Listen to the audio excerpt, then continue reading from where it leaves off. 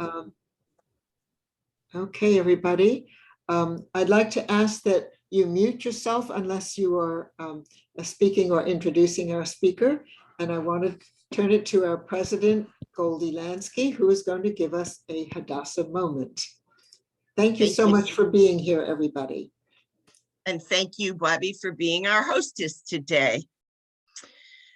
I wanted to begin with two unrelated issues. The first is to remind us that even when Israel is not in the news for whatever kind of incursion by any other name is happening, we ought to remember that, unfortunately, the Israelis are always living under the threat of attack. We also ought to remember that the threat of attack is coming from terrorist organizations. This is not a fight between Israelis and Palestinians. This is really a fight against Israel and Hamas, a terrorist organization. What that means is that in the midst of the difficulties, Israel continues to provide humanitarian aid to the Palestinian people. And I, for one, am proud of that. We all know, I believe, that anyone who needs medical care and arrives at Hadassah Hospital is provided the care they need. We don't ask the question of who are you, what's your ethnicity, what's your religion. We don't ask any of those questions. You arrive and say, I need care, and we provide care. And that really is reflected in the culture of Israel as well. Israel understands that the Palestinian people need help, and Israel provides that help. Even when times are very difficult or threatening for the Israeli population itself. So that really makes it incumbent upon all of us to remember that how Israel chooses to behave politically in the world is a decision for the Israelis. It is not our decision. Really, our responsibility is to support Israel to be the best that Israel can be every single day. The second thing I want to remind folks, you may or may not know, I'm not in Jacksonville at the moment, I'm in St. Petersburg visiting an old college buddy. And this is a trip that was supposed to have happened earlier in the month, but frankly, Hurricane Elsa kept me at home. I didn't figure that I wanted to be traveling while Elsa was deciding what direction she was going to go. And then I thought twice again because of what's happening with the Delta variant. And I must say that I'm not quite as cavalier as I used to be about, oh, everything will be fine. I'm vaccinated, things will be fine. Well, thank God I am vaccinated, and thank God the people I spend the most time with are all vaccinated as well. But we also know that here in Florida, about 40% of the population is vaccinated, which of course means, based on my fine arithmetic skills, that means that 60% of the population is not, which to me is a horrifying number. So as I move about in the world, and particularly now being in a community where I don't know anybody, I don't know what the culture of the community is, I'm wearing my mask more and more and more often. So with that, I would end this Hadassah moment by reminding everybody that we have Hadassah masks. And that everyone has the opportunity to both protect themselves as well as to tout the wonderfulness of Hadassah simply by wearing your Hadassah mask. And I will tell you, thank you, Bobby, lovely. And I will tell you that twice cashiers have asked me what that is. And so of course I have my 10-second elevator speech. So I invite you to indulge yourself with a Hadassah mask. A simple $10 check to Hadassah sent to me, and I will be only too happy to turn your $10 bill into a Hadassah mask. And there you have it. And with that, I turn it over to Kathy. And a special thank you to you, Cantor, for being with us this morning and for providing the book review. Take it away. Thank you, Goldie, and thank you, Bobby, for taking the meeting, for leading us as well. I'm Kathy Winterfield, and I've had the pleasure of knowing Cantor Barry since she came, since her early days with Jacksonville, which to her must seem like a lifetime ago. If you know what our situation has been at Temple, Cantor Barry stepped in as basically served as our total clergy person that does all up until this last July 1. So yes, there's a sense of relief in her face. We can all see it, and her joy and her voice has risen, and we're very, very excited. Cantor came up to us from South Florida. She's a National Merit Scholar and went to Vassar College, where she got her BA in religion, in general and departmental honors. What was interesting to me is that, I think upon when most Hebrew Union College Institute folks do go to Israel, Carrie spent the first year of study there, as well as, and then during her remaining years in cantorial training, she served in congregations in New Jersey and Illinois as a student cantor. At the Union Institute of Religion, she received the Rabbi Kreitman Prize in Homiletics and the Kreitman Prize in History. Cantor George Weinflash Sila Tabor Award, and the Cantorial Alumni Association Prize, and the Cantor Norman Summers Award for Excellence in Study. Cantor holds a master's in sacred music and was ordained in 2005. On a personal level, she has meant everything to me and to my family, and to so many within our congregation as well. She has the coolest 3 guys in her household, I have to say, one being her husband, Ian, who, if you've met him, you love him, and as her boys, Blake and Eli. They are fabulous young men, and I think all of them are wonderful due to Carrie. Only for that reason, of course. It's with my extreme honor and thank you with the blessing all of us with your presence, Carrie, that I introduce her for her book review for today. Kathy, thank you so much. You're welcome. And I just want to share with everybody really quickly, because it's such a great aside. So Kathy named the different awards that I received when I was at Hebrew Union College, but I didn't list on my resume the one that I'm actually the most proudest of. When I was in Israel, my first year, I was allergic to something in Israel. I actually think it might have been the food and was like a gastric reflux issue, but I wasn't able to sing. So I go to Israel for cantorial school, and my voice would not perform for me because of whatever was going on in my vocal cords. I ended up singing tenor in the High Holy Day choir. I mean, if you know, I'm a soprano. And when we got to our winter concert, the director of the school from New York was visiting. So we have this big concert, and sitting in the concert hall is the director of the School of Sacred Music from New York and the director of the School of Sacred Music there in Jerusalem. And I had been practicing this big piece of music, and I get to the high places and open my mouth and nothing comes out. And it was horrifying. It's a really embarrassing situation. And it had congregational choruses. So I would bring the whole audience in every time I got to the chorus, but nothing came out on the verses because they were too high and the chords weren't phonating. They weren't coming together.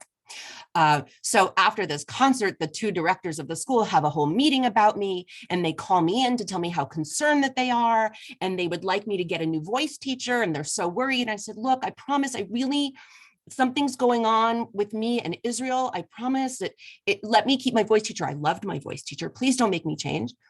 Well, I get back stateside, slowly but surely, my voice comes back. And at the end of that year, I won a monetary prize for the most improved vocals. So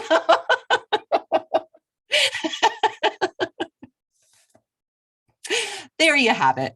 So thank you, thank you, thank you. I'm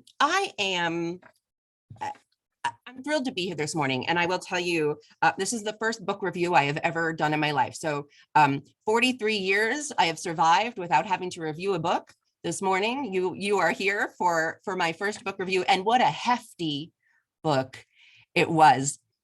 It was no slouch. This was trial by fire. So first, I want to tell you a little bit, if you don't know about Rabbi Lord Jonathan Sacks, and tell you just a little bit about him. He's an extraordinary human. He did pass away this past November, which is a sad loss for not just the Jewish community in Great Britain, but I think for the Jewish community globally. He's an extraordinary thinker. He's an award-winning author and a very respected moral voice. He was awarded in 2016 the Templeton Prize in recognition of his exceptional contributions to affirming life's spiritual dimension. He's been on television and radio and in the press, both in Britain and around the world. He served as the chief rabbi of the United Hebrew Congregations of the Commonwealth for 22 years, from 1991 to 2013. He held a number of professorships at Yeshiva University, New York University, King's College in London. He was awarded 18 honorary doctorates, including a Doctor of Divinity, to mark his first 10 years in office as the chief rabbi. By then the Archbishop of Canterbury, Lord Carrie, not Cantor Barry, but Canterbury. Sorry, I'm sorry, I can't help it. When it arises, I have to take it. He authored over 35 books, and this one that we're going to be discussing today was his most recent, Morality, Restoring the Common Good in Divided Times. It came out in 2020 in September, and it reached Book of the Year. It was in the top 10 Sunday Times bestseller lists, and the National Jewish Book Council named it Book of the Year. So many other titles, and you can check them out. There's a website, I believe it's rabbisacks.org. He's a biblical scholar. He published a new English translation and commentary for the Koren Sacks Siddur, which was the first new Orthodox Siddur in an entire generation, as well as commentaries for Rosh Hashanah, Yom Kippur, Pesach, Shavuot, and the Sukkot Machzorim. He's a renowned public speaker. His 2017 TED Talk was viewed almost 2 million times and was listed by TED's founder and curator, Chris Anderson, as one of the top 10 talks of that year. He was knighted. Well, in 2018, he was given a Lifetime Achievement Award by the London Jewish News. And Rabbi Sacks was knighted by Her Majesty the Queen in 2005. He was made a life peer, taking his seat in the House of Lords in October of 2009. He was born in 1948 in London, married Elaine in 1970, and together they raised 3 children. He passed away on November 7th at age 72, and he leaves behind a legacy as one of the greatest Jewish thinkers of the 20th century, one who bridged the religious and secular world through his remarkable and groundbreaking canon of work. So we're going to launch into morality, that very light topic. And here's what I have to say in a nutshell about this book. Every single chapter could function independently as a sermon, and one that you would sit and listen to and be able to follow every word. And Rabbi Sacks' line of thought, he takes you on a journey in every single chapter with anecdotal evidence, information, giving you a full picture of what his topic is. So the best way to read this book, as I was saying, as people were coming into the room this morning, the best way to read this book is have it on your night table and treat yourself to about a chapter at a time. Because even though he makes a phenomenal argument that he takes the through line that brings us right from the beginning to the very end, and it's very easy to follow. And he will remind you as you get through each section how they connect. But each chapter can function independently as a message, as a clarion call for what we should be doing here on earth during our time that we're here. But to read it all in one sitting is asking a lot. It is very dense, and it should be dense. The topic is morality. So what I wanted to say at the very beginning is I have for the last few years had, I wouldn't say arguments, because I really have tried not to get into arguments. But some of them have been some pretty heated discussions about what's been going on politically in our country and in our world. And my own through line has been, this is not about politics. What you're seeing play out is not politics. There's an issue going on. It's a question of morality. We're having a problem in this country. We have forgotten what it means to function together in a society. And what you're seeing is the breakdown of society and not politics. So that when someone had said to me, someone in leadership has said, Cantor, don't get political. I'm like, this isn't politics. But because of this breakdown that we've had, certain things that should never sound like politics and should not fall under the category of politics have by default fallen under the category of politics. And I was really, it was one of the reasons it was actually difficult for me to read Rabbi Sacks's book is that, and he talks about this as one of his topics in the book, confirmation bias.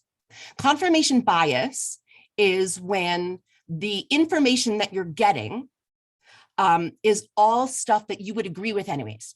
So that if you err on a more conservative side and you're only listening to conservative pundits, you're only getting your news from conservative news sources, you are in a confirmation bias where everything you're hearing is going to confirm what you believe. Same on the left side. If you're only getting your news from, a more progressive cycle, everything that you hear is confirming your own beliefs. Social media, the internet have made this so difficult for us to get the real information. And this is throughout his book. And he talks about this, and we've heard that the term, the echo chamber, right? That's another term for it, that you're only hearing what you want to hear. So part of the difficulty for me in reading this book was, I said, well, this is what I've been saying. Is it okay that I'm reading this and I'm now going to talk about it because it's just confirming everything that I believed? And at the very beginning, I was a little concerned, but as I made my way through the book, I felt so much more comfortable, because what Rabbi Sacks does as he takes you through this book is gives you the historical perspective, all of the information and by history, I mean from the dawn of history, depending on where it's appropriate, to show you why this really is about morality, where this happened, where the breakdowns occurred in history. He walks you through every step. So what he really did was all the work for me, so that now when I have this conversation, I'm armed with more than just my gut feeling that this is a question of morality and not politics. Because he did a tour of all of the philosophers of human behavior and how we function in society. He went through and not just from the Judeo-Christian perspective, but brought us in a bit to some of the Eastern perspective and the different types of cultures and how we relate in a society based on our own cultural background, and walks you through each step. And it's so user-friendly. It's dense reading because it is a hefty topic. It is not dense reading because it's difficult to understand. And it is, yes, it's the kind of thing that you wish everybody on the planet would pick up and be able to read through it. But the reality is that that's not going to happen. So in a way, yes, this confirmed my bias. But it also when I think about where my personal authority lies when I speak to a community, because I have just a little more weight as a clergy person, as a Jewish clergy person, it's helpful for me to be armed with all of these different pieces of information, from the historical and the philosophical, economics. Okay, so he breaks his book up into 4 parts. The first part is the solitary self. So first, what Rabbi Sacks does is he wants to show us that historically, across our culture, there has been a shift from the idea of the we to the I. So he talks about more people are living alone. He really starts to track. There's the most important time period that marked this shift began in the 1960s. And he really tracks this shift in our perspective. Prior to that, there was much of the we. And immigrant families, all of us coming and trying to help each other and to build a new life in a new country. As we move into the 70s, the 80s, 90s, there's just a stronger shift to this concept of the I. And one of the ways that, so just as an example, he pulls a lot of information from different studies, cultural studies. And one in particular studied lyrics from pop music. And from the 1980s until 2007. And this study tracked the lyrics, the words we, us, and our. And between 1980 and 2007, instead of we, us, and our being some of the top lyrics, those are heading to the bottom. And now we have I, me, and mine. There are more people living alone. There has been a marked decline in membership, in the kind of associations that bring people together on a regular basis, things like sports teams and charities and religious congregations. One of the things that he talks about is the concept that it brought about in the book of Genesis, where God looks at Adam and says, it's not good to be alone, and takes us through different experiences of different communities who have had so much trouble as they've shifted into this period that we've seen in the last 50 years. For example, servicemen coming home where they had lived and functioned in a group environment, a group culture of the military, and then coming home to, and not just the United States, but to other areas as well. Remember, Rabbi Sacks lives in England, but servicemen coming home to find that there is no real community for them to be absorbed into. Rather, they're coming home to a life of loneliness, of alienation. And one of the things that Rabbi Sacks points out right away is that religion preserves what the society as a whole has begun to lose, that strong sense of being there for one another, where we help people in need, we comfort the distressed or the bereaved, and we welcome the lonely, and we share in each other's sadness and each other's celebrations. Just this past Friday night, we celebrated marriage reconsecration at Temple, and we did a whole medley of Jewish wedding songs, and we were sharing in each other's joy. To not have an outlet for that, to not have a place where we can do that, leads to our loneliness. It leads to us feeling isolated and feeling vulnerable. So then he moves into some other examples of different shifts. There has been the self-help movement, right? And one of the things that he points out there is that the therapeutic situation where you're tending to study your own reactions to what the outside sources are coming in, is that therapeutic tends to keep you within yourself and to see society and other people as a source of your distress. And psychotherapy is one of the things that really developed stronger over these last few decades. There are the anecdotal stories that Rabbi Sacks gives us are absolutely wonderful. But there is one that I wanted to tell you about very specifically. He talks about a neurosurgeon named Ludwig Gutmann.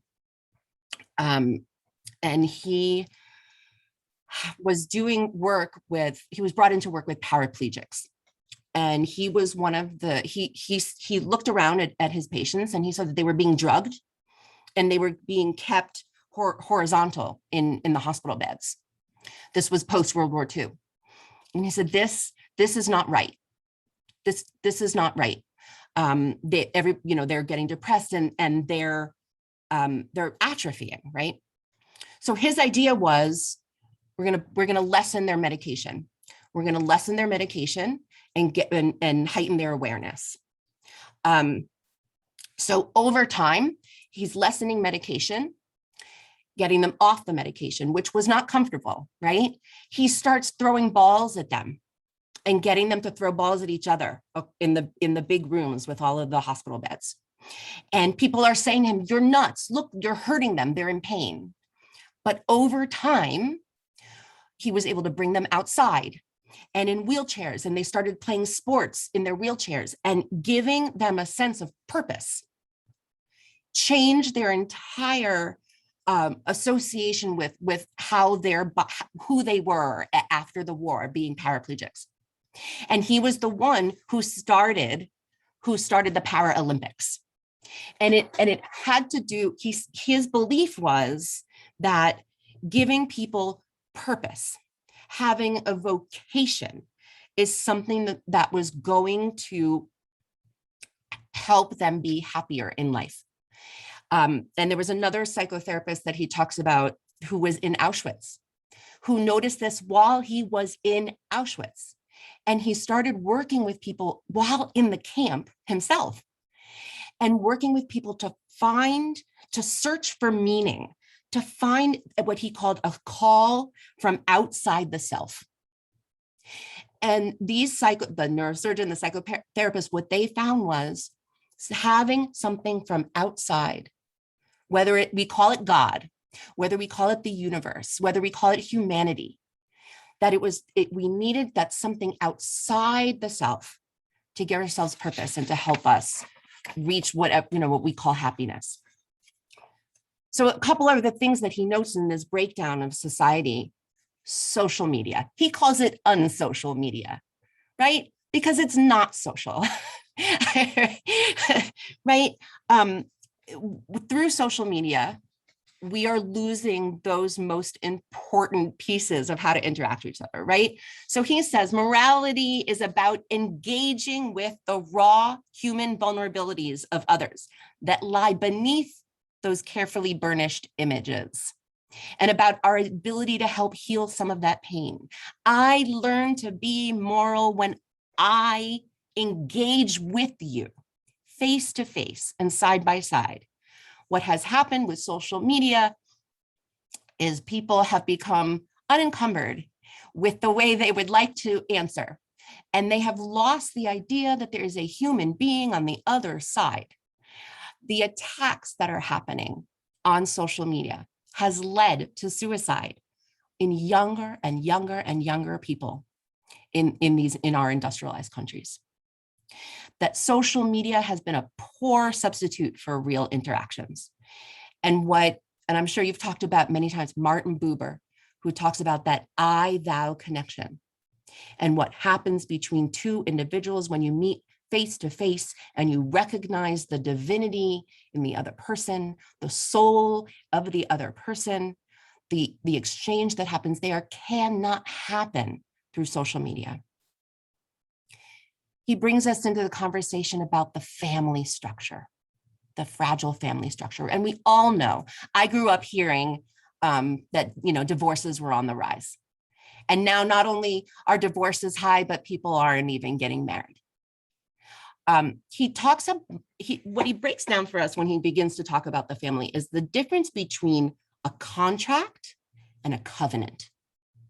So he now is going to give us, he's sprinkling in this concept of covenant. And we know as Jews how important this concept of covenant is, right? Because the covenant is our relationship with God. And so he talks about a contract being a transaction. A contract is about your interests. A contract will benefit you. But a covenant is about relationship. A covenant is about identity. And covenants have the power to transform you.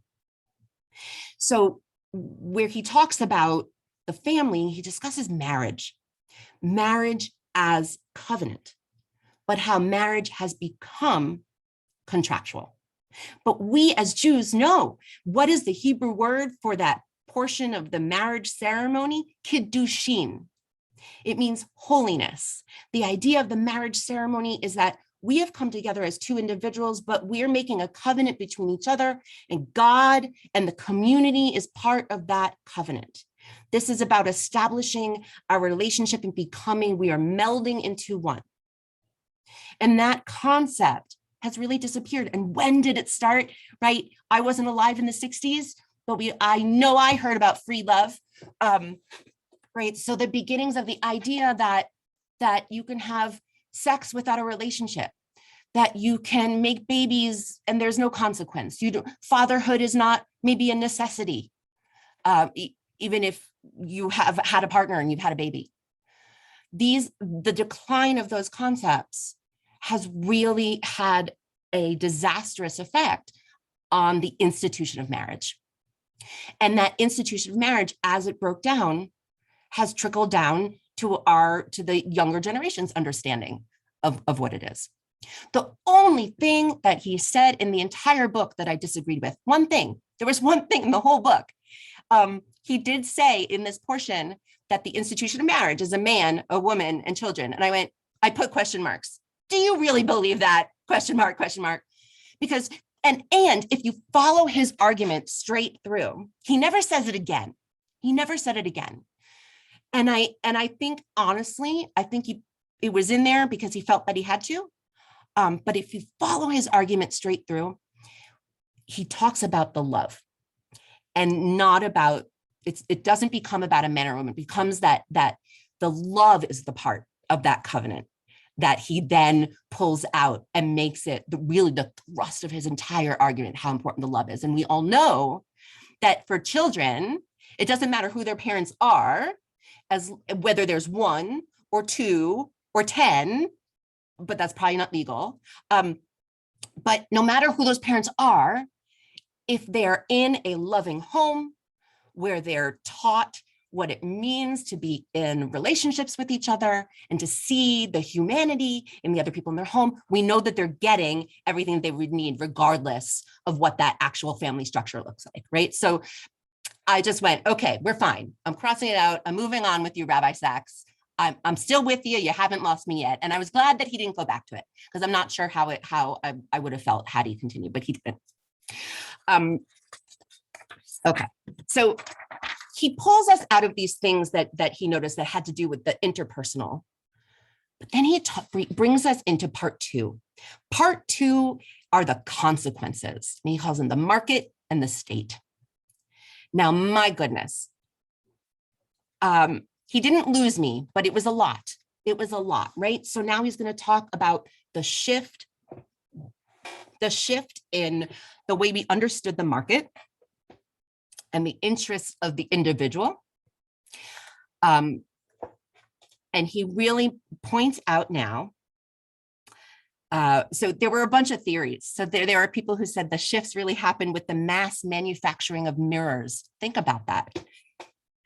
The mass manufacturing of mirrors changed our perception of the individual in relation to the community.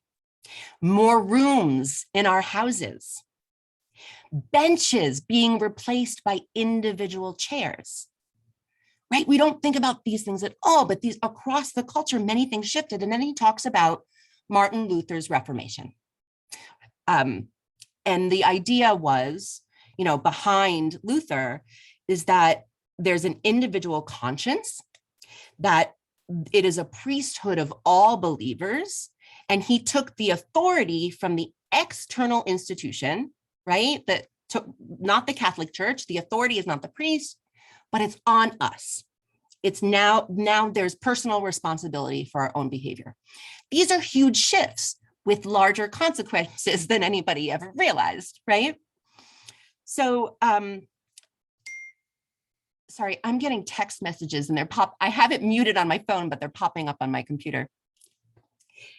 So one of the things that he talks about is the birth of the social contract. Now, Thomas Hobbes wrote about this in the Leviathan. And so Thomas Hobbes lived from 1588 to 1679. And he's talking about individuals being free to pursue their own desires without constraints. And he's worried that that's going to rapidly descend into a state of nature where there's going to be a war of every man against every man. So this movement into individualism. He talks about Thomas Hobbes says it's necessary though. Some of the things have to go to some central agency. There has to be a grown-up in charge. And his concern was if we didn't have a grown-up in charge, what would happen? Right? Some of these things we just can't be trusted as individuals to be in charge of all of it. And then history moves into Nietzsche and Marx and Freud. And extraordinary thinkers, all of them in their own right, no question about it.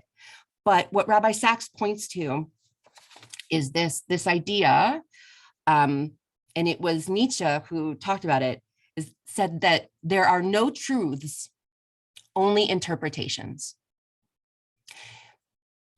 This has led us down a really difficult path. There are no truths, only interpretations. And it began a period of suspicion.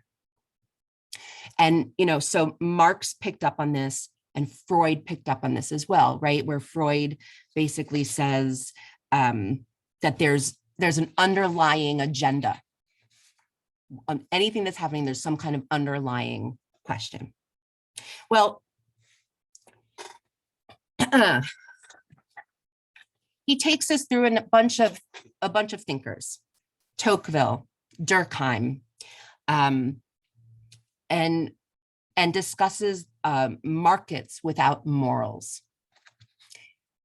The market, the business side of the world, the economic side of the world does not have a covenantal relationship with us.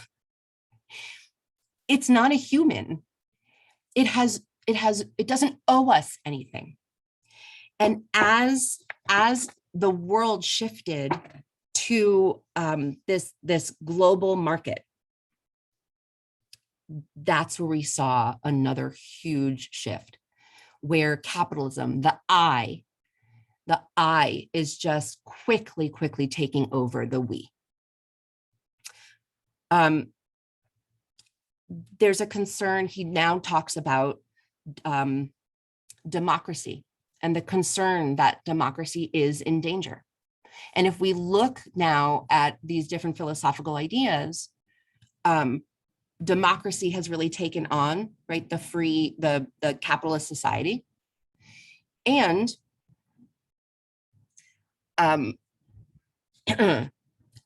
there's advertising, right? The shift, right? It's all over, the shift in politics and our understanding of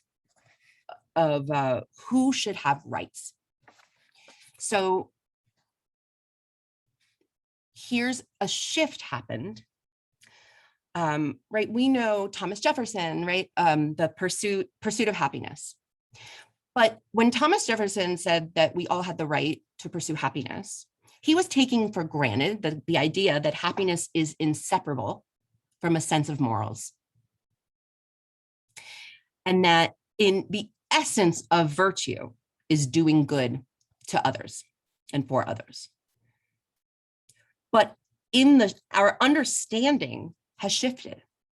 And the idea of individual rights is understood today less in the way that John Locke and Thomas Jefferson understood it, which was our rights were a non-political civil space where we exercise our responsibility to others so that they too can experience dignity, civic dignity.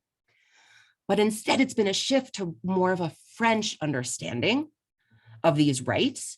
And the French understood it as being demands upon the state. So we've started to look at the state to fulfill our needs.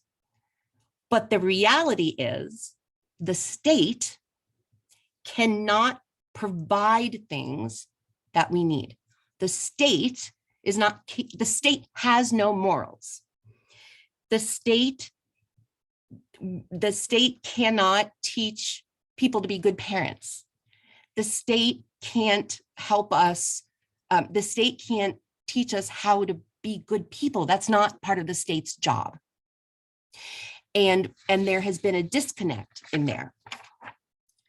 I know I had put something in, that's where it was.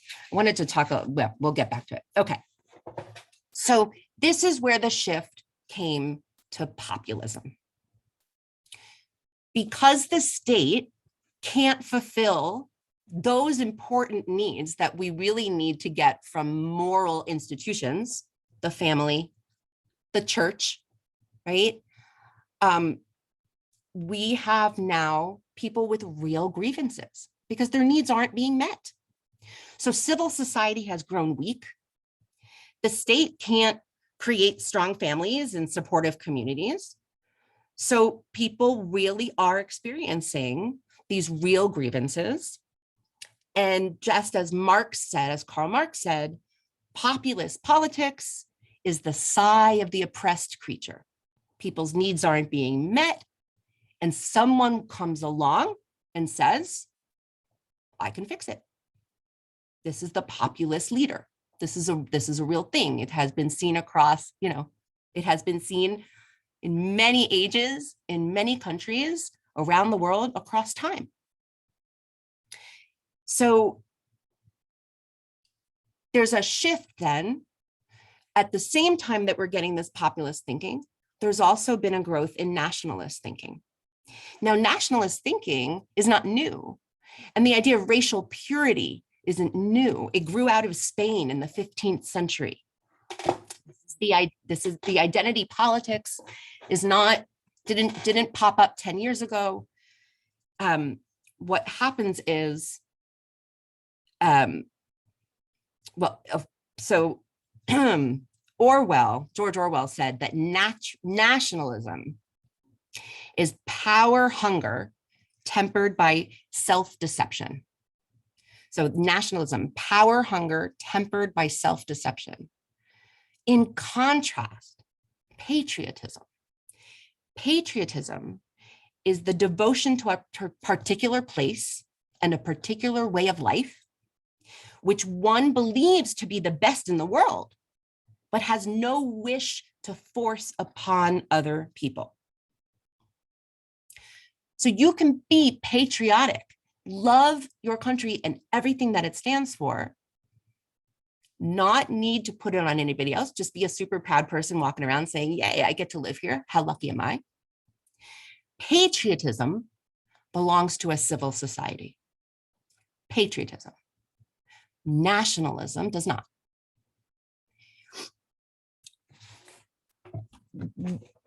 What he lands on at the end of this part of the book, before we head into this next, his crux of his argument, is that time, we've had trouble bringing the concept of time into our decision making.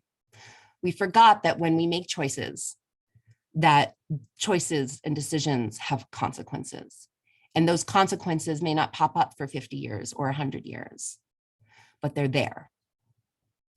And that there has been what has been called a fatal conceit, this belief that even if we plan deliberately, that we can improve the past, but there's always the law of unintended consequences. It will always beat our best intentions. And the question is, how far forward do we need to be thinking? And to whom are we responsible? In our behavior, the way we treat our world, do we need to be thinking about our grandchildren and our great-grandchildren and so on and so forth? We all know the answer. I mean, I hope you do. I really hope you know the answer to that question. And of course, where have we really gone wrong here? Climate change. And we're about to be in a lot of trouble. Okay, so then now Rabbi Sacks sets the whole stage. He's given you all the history. The question now is, can we still reason together? Oh, well, a 2019 report of the Pew Research Center revealed that a majority of Americans view fake news as a more serious national problem than terrorism, illegal immigration, racism, or sexism. That truth, of respect for truth, is essential for authority, for any collaborative endeavor, for human graciousness, but it also requires humility. I have to be able to recognize that certain facts are true, even though they challenge my convictions. And I have to be able to acknowledge that there's something larger than myself. So what are the problems that we're facing?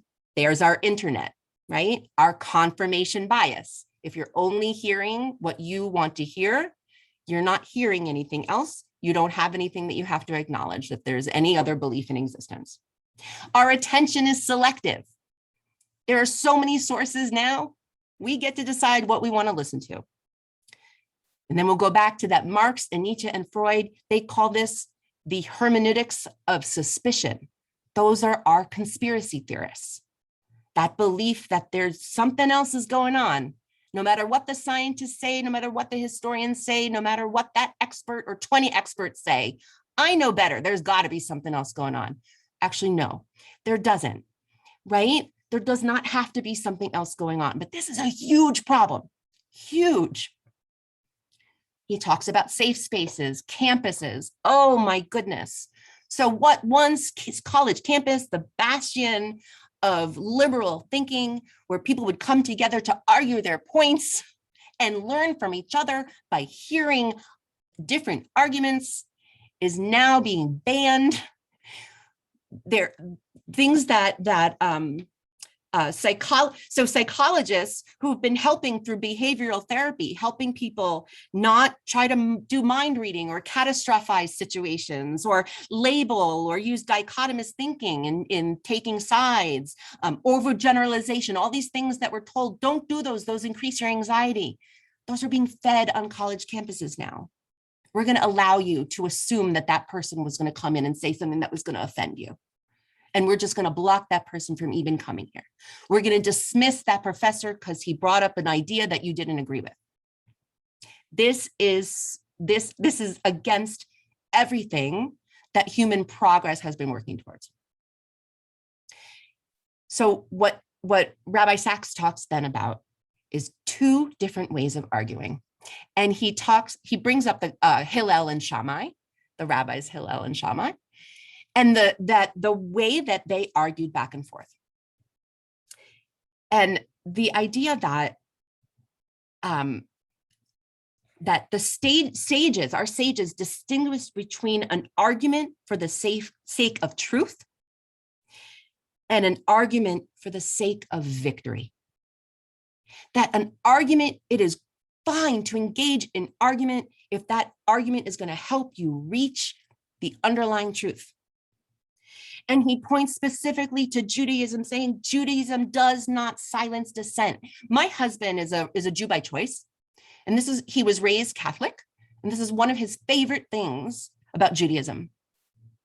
He said, I was taught not to question as a child, and as a Jew, I'm encouraged to ask questions. And he thought that was extraordinary. Extraordinary. And a healthy culture is one that protects that welcome argument and respects dissenting views. We've had a problem with victimhood, with the return of public shaming, the idea of cancel culture. all of these things set to silence others. When really what we need in our society is not to silence each other, but to be listening, and to be listening to all of the sides. Being human, part 4. Being human is about understanding our role in the universe. And Rabbi Sacks showed us there was a bit of a decline in our understanding of our own role with the advent of science. As our scientific knowledge increases, it became more apparent how minuscule humanity is in the larger context of the universe. And unfortunately, that has decreased our ability to find meaning in life. So beginning again in the 1960s, that people were interviewed as they were heading out into the world, maybe heading to college. What was your goal? What is your goal in the 1960s? And most people answered something like developing a meaningful life philosophy. And by the 2000s, the priority became being very well off financially.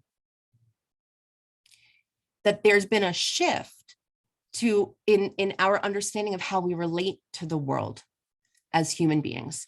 And that as it felt less important for us to give to the future, it became so much more about the self. While I'm here, I'm going to earn as much as I can and live as nicely as I can. So we have then, so we head into this new section where he's now going to explain all about what is morality. Well, we know morality. We know the golden rule, right? Treat others as you wish to be treated. He talks about competition versus cooperation, aggression versus altruism. And then he talks about the 2 different kinds of morality, which I thought were so cool. He talked about a thin morality. A thin morality is you head into the world, and my belief is, as long as I avoid doing harm to others and I seek justice for all so that everything is fair, then we're good. And he calls this is a liberal individualism, and historians are saying that they use the acronym WEIRD cultures who subscribe to this. WEIRD stands for Western, educated, industrialized, rich, and democratic. We have a thin understanding of morality. Do no harm.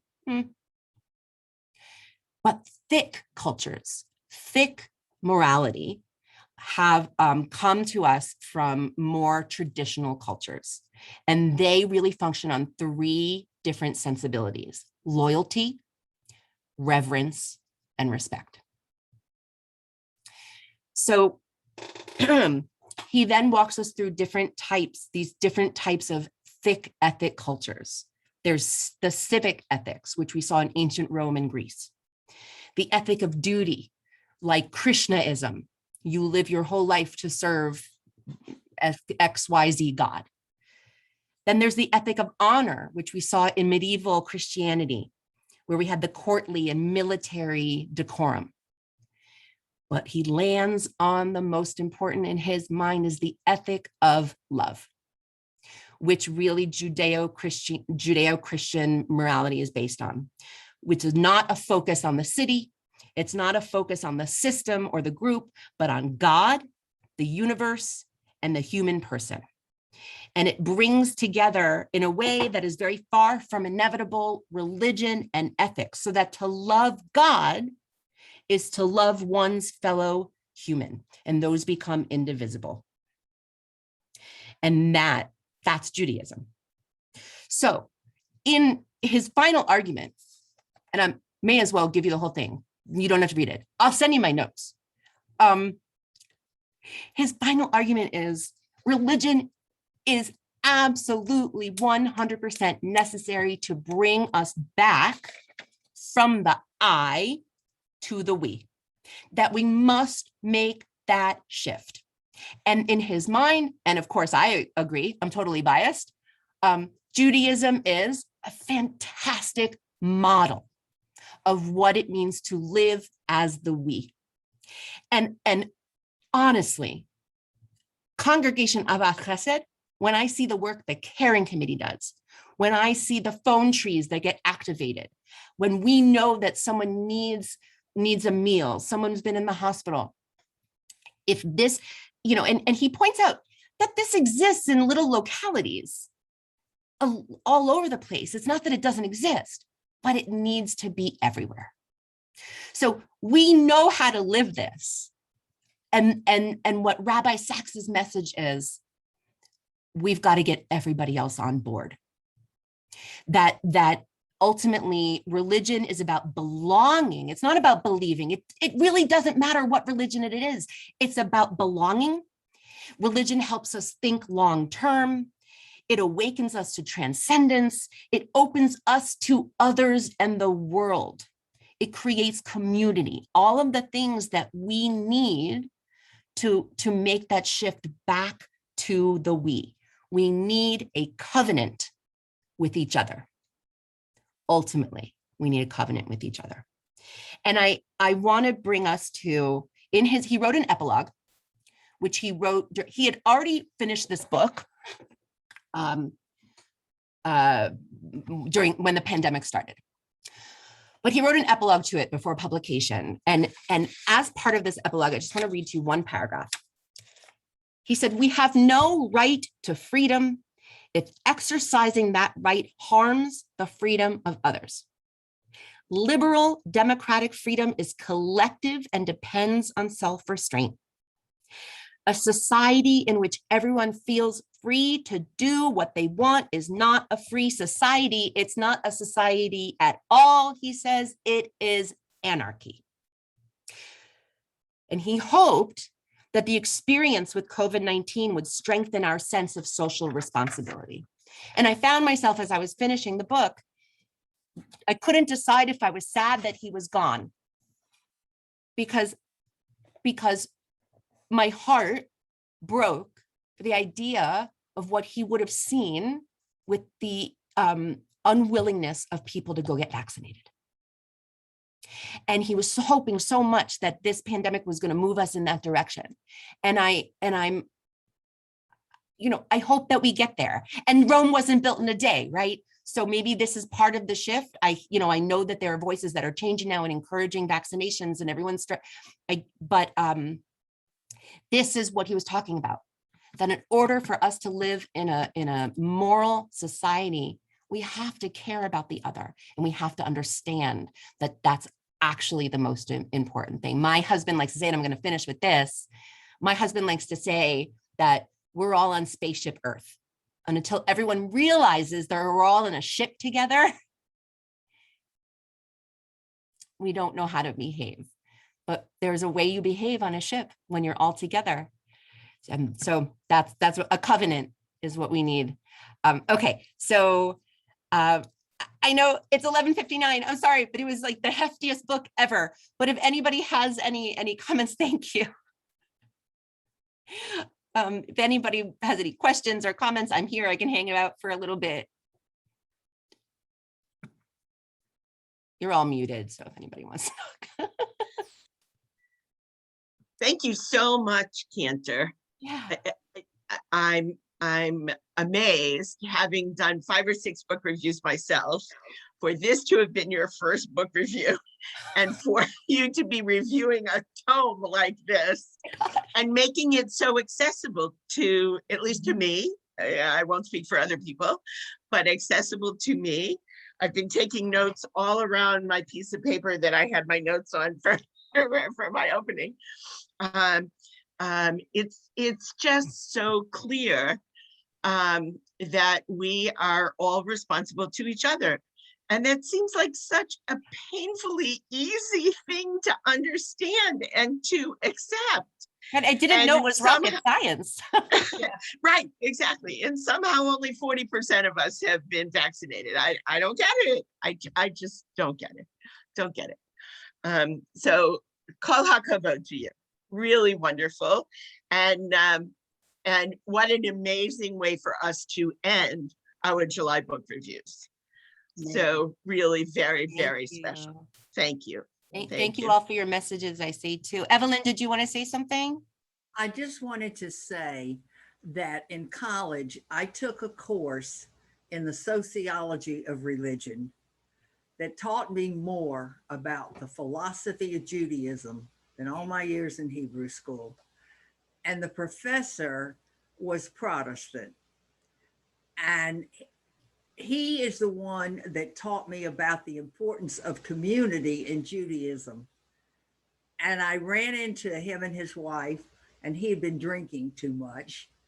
And he said to me, I'm going to say something, Evelyn. He said, if I had a choice, and this is a man who had his PhD in this sociology of religion from Harvard. He said, if I had a choice, but I don't, I would be Jewish. It makes more sense than any other religion. And Wow. I've never forgotten that. Wow. Wow. Thank you. Wow. Yes, it does. And thank you. It was great. It was We really. had the choice. Thank you. Cantor, we want to be very kind to you and recognize that perhaps you have something else to do today. It's 12:02, so I want to thank everyone so much for joining us today. Thank you again, Cantor. Thank you for so many of you who have joined us throughout the month of July. I guess I just have two closing pronouncements. One is keep reading, and the other is please wear your mask and stay well.